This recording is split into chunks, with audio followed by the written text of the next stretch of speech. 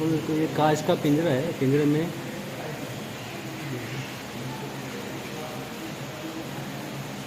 उनको अलग अलग घर किया है, सबको इंडिविजुअल घर बना दिया है अंदर।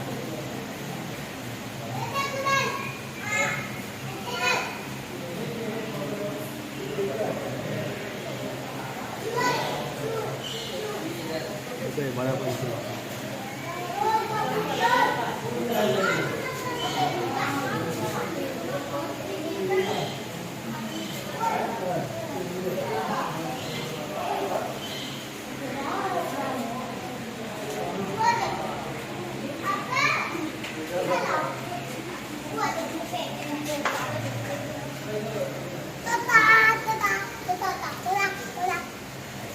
और इसको खाने में दिया है चूहा।